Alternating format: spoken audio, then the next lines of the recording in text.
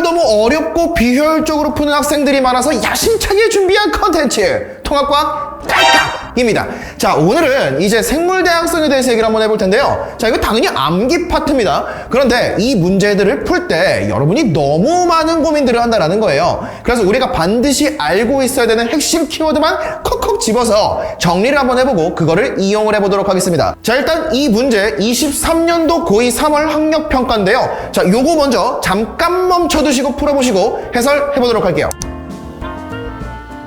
됐을까요? 자, 가보도록 합시다. 자, 일단 우리가 반드시 알아야 되는 거, 생물 다양성에는 세 가지가 있다는 겁니다. 첫 번째, 유전적 다양성. 자, 그 다음 종 다양성. 자, 그리고 마지막으로 생태계 다양성까지 세 가지가 있다. 요거 일단 반드시 기억을 하셔야 되고요. 자, 그 다음에 각각의 키워드를 좀 정리해 보도록 하겠습니다. 유전적 다양성이라고 했을 때 키워드는 뭐냐면요, 같은 종이에요. 같은 종. 자, 이게 무슨 말이냐, 같은 종 안에서 얼마나 유전적으로 다양한 형질을 갖고 있는 개체가 많이 있는가, 이거를 이제 유전적 다양성이라고 부르는 겁니다. 그래서 같은 종이라는 거 반드시 기억을 해주셔야 되는 거고요. 자, 그 다음에 종 다양성은 이제 두 가지를 봐야 되는데, 첫 번째, 종이 다양한 정도를 봐야 되는 거고요.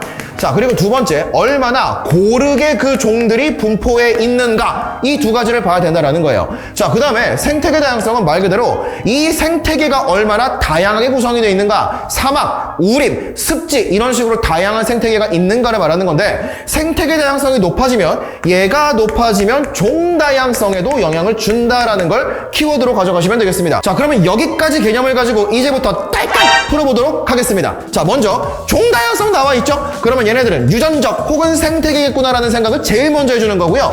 자, 요 친구가 기억이래요. 그럼 여기 보세요.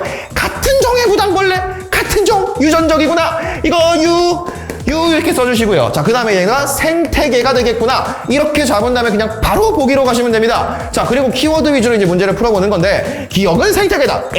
유전적 다양성이다. 자, 그 다음에 니은 보시면, 자, 기억이 높은 종일수록, 유전적 다양성이 높은 종일수록 급격한 환경 변화, 멸종에서부터 안전해집니다. 자, 유전적 다양성이 부족하다라고 하면 이것밖에 없는 거잖아요. 그럼 이 친구만 죽이는 병이 돌았을 때 얘는 멸종할 수밖에 없겠죠. 자, 그런데 다양한 형질을 갖고 있다라고 하면 살아남기가 쉬워지겠죠. 그러니까 높아지는 게 아니라 낮아진다라는 거 꼭 기억하시고요. 자, 그 다음에 디귿, 니은은 생태계적 종 다양성에 영향을 준다. 아, 그냥 키워드 그 자체구나 라고 잡고 넘어가시면 되는 겁니다. 어때요? 쉽죠?